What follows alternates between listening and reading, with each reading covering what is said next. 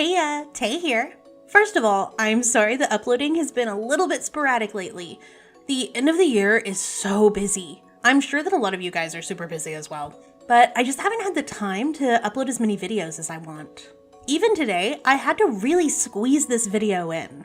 Real talk, I was up until 4 a.m. recording this. But I couldn't go another week without uploading a video. I just couldn't. It hurt my heart to be away from you guys. So let's make a map.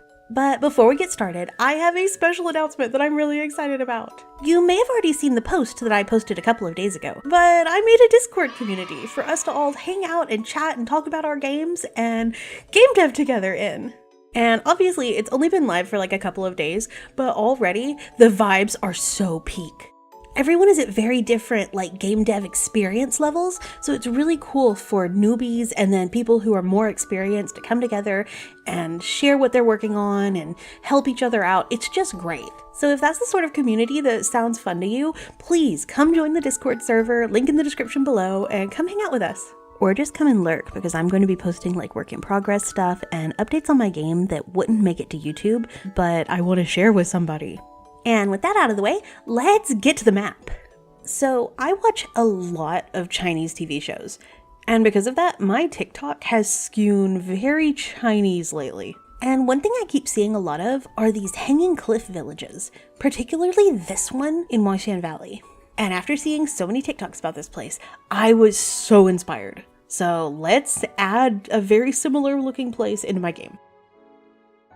I am trying a very different method than I usually do for this map, and honestly, I don't think I like it. I think it was bad. Normally, you guys see how I kind of create the bones of a map inside the RPG Maker engine, and I didn't do that at all this time. I just created a canvas in my drawing program and started drawing. It all looks good in the end, but I think if I had stuck with my usual method, the scale might have been a little bit better. This first building that I'm drawing is going to be the biggest building in the place, and it's going to be an inn/tavern/community area. I'm really just winging it with the architecture here, while trying to stay vaguely on that 32 by 32 grid. By the way, a lot of you guys ask why I use 32 by 32 tiles as opposed to 48 by 48, even though I'm using RPG Maker MV. And honestly, it's just because there's more cute tiles available in 32 by 32 pixels. I like the scale of it better. Tiles for VXACE and XP are 32 by 32. I just prefer it.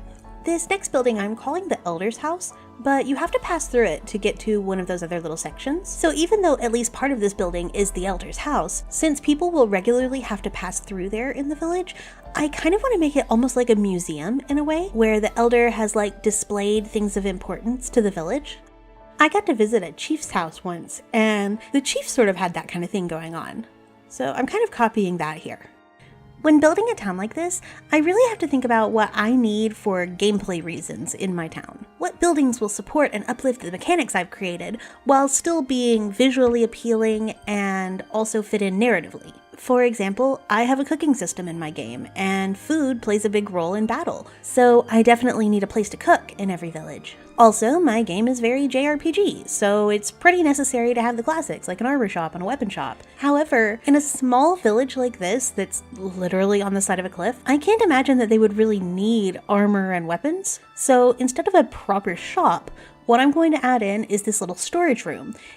And I'll have a guy in there sorting supplies from the nearest city, and he'll sell you whatever weapons and armor they have. So it's not a real shop, because a real weapon and armor shop doesn't make sense in a place like this, but it's a shop for us. And then it might be cute if one of the NPCs was also an apothecary or something. Even a village like this would definitely need medicine. So one of our NPCs in these houses can be our item seller and sell us potions and whatnot. That way, between the tavern/inn where we can sleep and also cook, the storage room where we can get weapons and armor, and then one of the NPCs who is an apothecary where we can get medicine and stuff, we are set. We have all of our mechanical needs now. By the way, I went ahead and added a big rocky texture to the cliff.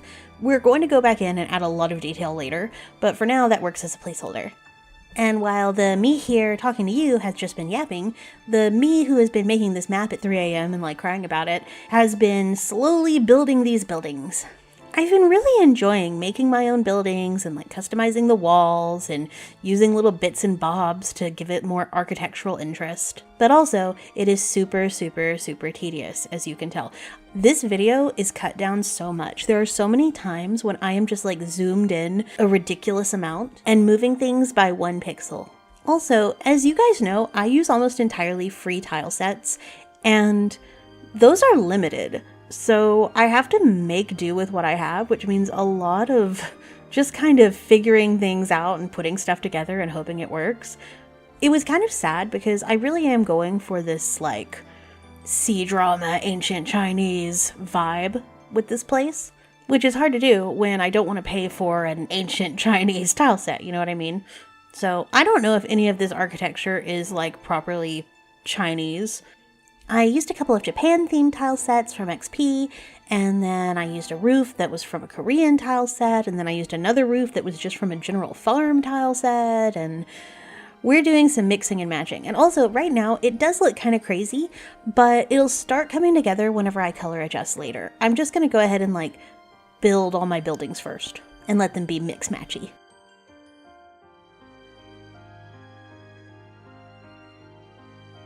While I'm just still working on roofs, it might be fun to catch up a little bit. So, how are you doing? I recently did a big playthrough of the parts of my game that I have done. And let me tell you, there is nothing more motivating than playing what is already done in your game. At least for me. Playing through it reminds me that it's like a real game. And oh my gosh, it was so fun and I love it. And obviously I'm super biased. But it's just so exciting to me that it's a game. One thing that is still not a game yet, though, is my battle system, which is still not complete.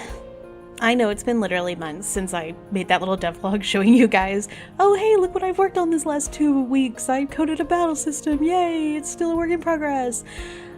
I pretty much didn't touch it after that. I took a long break from coding the battle system because I was in a hole for 2.5 weeks straight coding it, and so I actually just recently got back into working on it. I am currently trying to make AoEs work, and I mean, it's fine. I'm running into bugs the way that you do whenever you code things. That's just how code goes. But overall, it's going okay, albeit slow. I've yapped for so long at this point that I am finally done almost building my buildings, and I'm starting to color adjust and add details. And you can see that it really is starting to come together a little bit. Now, I am going to cut out the making all of these wooden platforms that everything is sitting on, because that was a nightmare. A nightmare!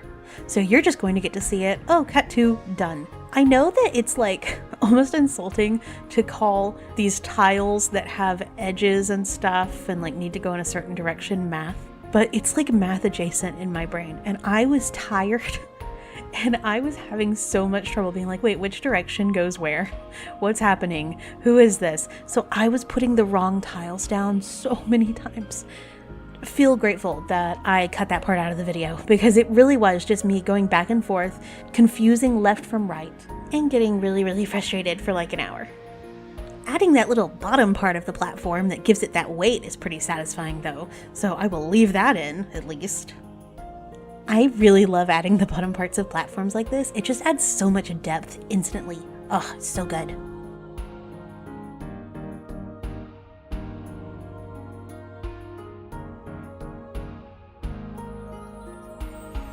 And then I am going to start adding those support beams that will keep our buildings from falling off the side of the cliff.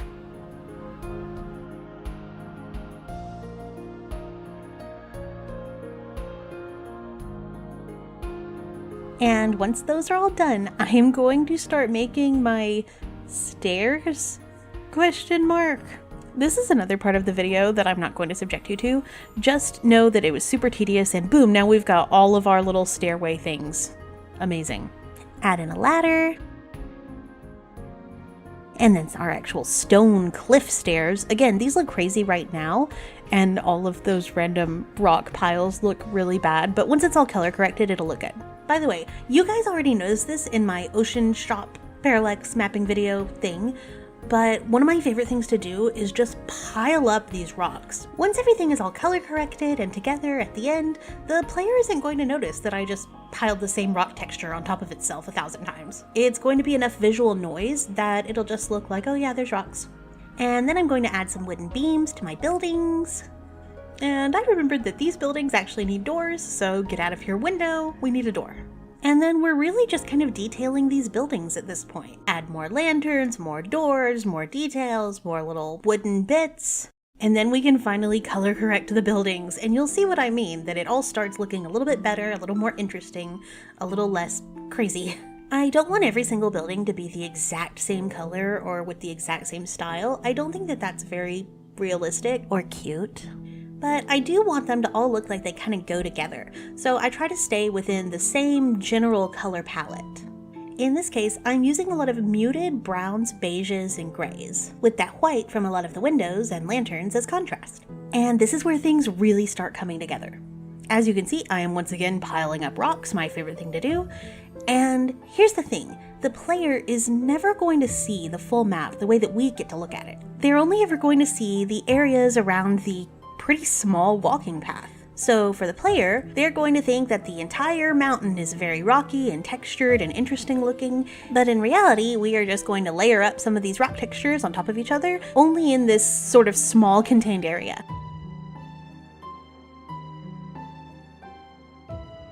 And now we can go ahead and add a few decorations. The walkways are pretty small, and we're literally on the side of a cliff, so I don't expect there to be many decorations, but we can add a few things. Like these jugs. I have seen enough Cdrama to know probably that these are alcohol. At least we're going to treat them like alcohol, and we are just going to have a ton of them. Then we'll pile up some bags of some sort of grain. And I'm going to say that this really big barrel is like water storage. So we'll put a couple of these over here. Next we'll hang a lot of lanterns. Actually, let's talk about lighting for a second. I started using the community lighting plugin, which I was never a big fan of just from screenshots, but then once I actually got it in my game, I'm kind of loving it.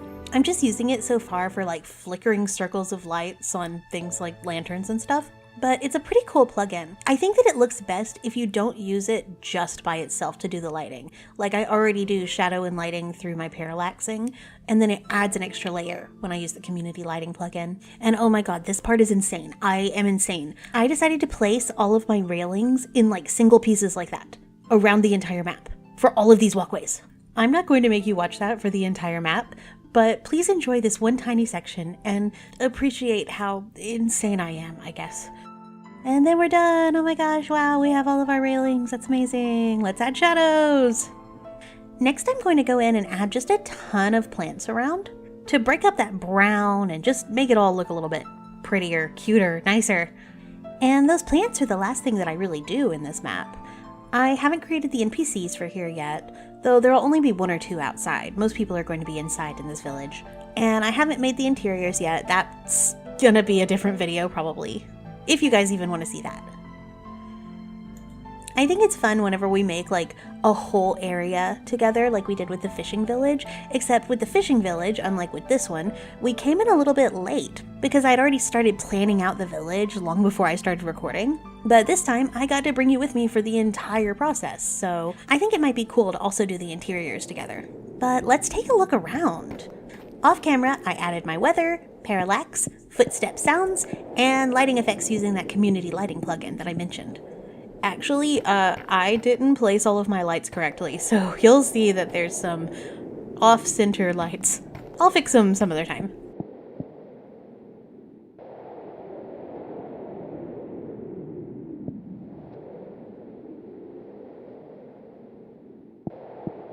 But it sure is foggy and a little spooky here, isn't it? Anyway, I'm sure that's fine. Let's just head up this ladder. Pretty nice. I love the way that the plants and the lanterns look. Oh yeah, I also added this click to sit feature. If you are in my Discord or just around in places where I'm around, you've already seen this probably. It is a very useless but kind of cute feature inspired by Stardew Valley. I'm going to have it where sitting will very, very slowly raise your HP and MP, like by 1 at a time, basically. And I think it's just a good little mostly useless feature for, let's say you are in an area and your HP is really low, but there's a bench and you can sit down, and then maybe you can just in real life, I don't know, go make a cup of coffee or something. It's just cute. I just like it. But yeah, I mean, that's pretty much it. We've got to go see the inn, but tell me what you guys think of this town. I think the idea of this, like, cliffside village is really cool. I don't know how well my execution of the idea worked out, but at the very least, it's a really cool idea. Oof, there's some of those misaligned lights I mentioned. Also, let me know if you guys want to see me mapping the interiors of this. I would like to do that together with you guys. I think that would be really fun. By the way, I switched out that weird fox sign thing that I'm sure you saw throughout the video that I was really trying to make work for a quest board because that makes more sense in my game and like gameplay wise. So many misaligned lights. And I can kind of walk over the roof here, which is not ideal. I'll fix that later. And I think that I'm going to call it for the day. Please press the YouTube buttons, subscribe and whatnot if you liked this video, or if you didn't like it, that's fine too. This is usually where I would plug my email that I link in the description to say, hey guys, send me your games or ask me questions, but actually, I'm going to be plugging the Discord server today because, like I mentioned in the beginning of the video, I made a cool new Discord community for us to hang out in and chat in, and you can ask questions there, or you can send me your game to play, or you can just send me screenshots, or you can just talk about your game. Please talk about your game in my Discord server. I want to hear all about your game. Anyway, I hope you have an excellent holiday if you celebrate, and I will try to see you all next week. We'll see. Until next time, bye!